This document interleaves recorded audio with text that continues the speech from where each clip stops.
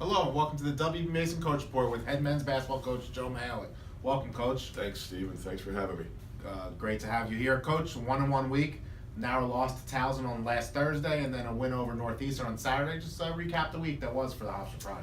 Well, like I've been saying, we obviously had that tough stretch there, and but we've been close. And Towson was another game where we were close. I mean, we were up one with 2.5 minutes to go. So wrong side of close, I keep saying, but we've been close and we know it. Slight digression. You and I both know this league pretty well. My general feeling about this league is there's two teams that are probably a little bit ahead of everybody else, but after that, the other 8 teams just throw a blanket over them. I mean, the difference is going to be every game's going to be a war, and it's going to be like that. So you might as well buckle up and get ready for that. Towson being one of those teams. So You had a couple career-defining weeks from individual players. We'll start with the Towson game. Eli Pemberton just continues to impress. Career-high 26 points in the Towson game. Just talk about him in that game specifically. yeah, he's obviously, first of all, he's a high character guy and wants to do well, and he just keeps getting big. We have to remember he's a freshman. He's going to have some games not like that, but the fact that he's having a game like that at Towson against Towson is shows what we can hope for in the future. What did you learn from the Towson game, whether positive or negative? As you've talked about extensively in your time in the CA, there's not a lot of teams like Towson in this league. It looks like you're playing against a football team at times. Yeah. Can you just talk about what you gained from that, both positively and negatively? Yeah, we're a very physical team. I mean, certainly they're stronger than us. They're more physical than us, and unfortunately, they showed a little more toughness than we wish we had. So, but you get something out of everybody. Everybody's different. There's a certain way you have to play if you want to have some success against Towson, and we didn't do it for 40 minutes. We broke it down that maybe we played 30 good minutes. Certainly not enough to win a game. And then Saturday, you host Northeastern here, up big, hold on for the 78-73 victory, career-defining game from another one, Justin Wright Foreman, 30 points. Just talk about your team's efforts on Saturday and specifically how great was Justin.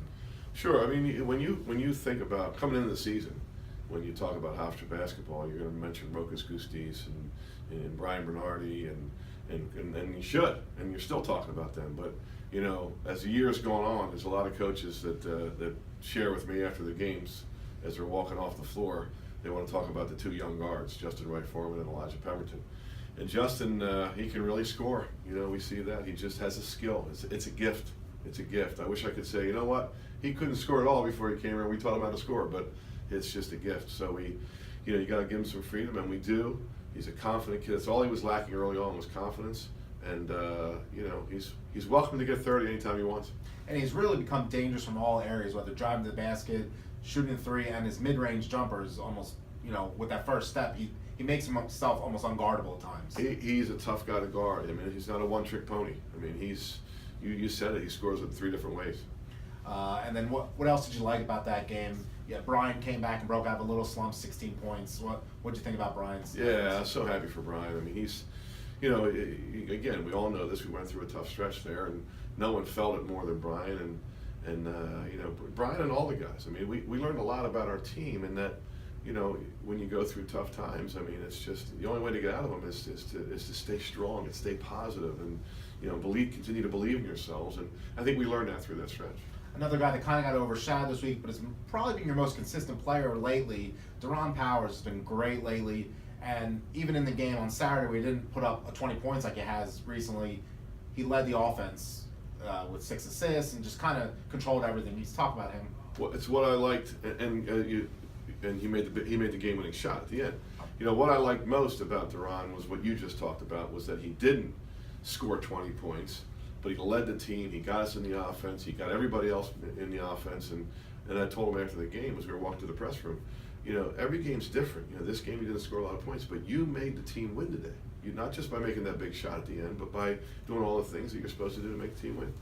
This week was split week, away at Drexel on Thursday, home against Elon this weekend. Can you just talk about the week? It's obviously the closest road trip you have in the conference, so there's not going to be a plane involved or any other long bus trip, but just talk about the week and the preparations go into it. Yeah, it's a tough cycle, and it's the same for everybody. I keep saying it's the same for everybody, but you have this cycle where you have 4 days to get ready for one team and 1 day to get ready for the other. So through those 4 days, you got to try to cover a lot of different things, so you don't just wake up on or whatever end the game Thursday night and start thinking, okay, now what do we have to do for Elon? It's a hard thing to do, but as I said, I'll say it again, it's the same for everybody. As you mentioned earlier in the show, that there's two teams that you feel are clearly above everybody else right now. Those two teams don't appear on the upcoming schedule for Hofstra. How important is this stretch coming up? I didn't mention them by name because I don't want anybody to be mad at us. So, but you know what I'm talking about. Yeah, I mean, listen, our mantra has been, even through the tough times there, one day at a time, one game at a time. It's really the way we're approaching it. It really is. We're just thinking about today's lift and today's workout, and we're only thinking about one game. It's just the way we have to approach it. Well, thanks for joining us today, and good luck on Thursday at Drexel, Coach. Thank you, Stephen. And thank you for joining us in the W. Mason Coach Report with head men's basketball coach Joe Mihalich.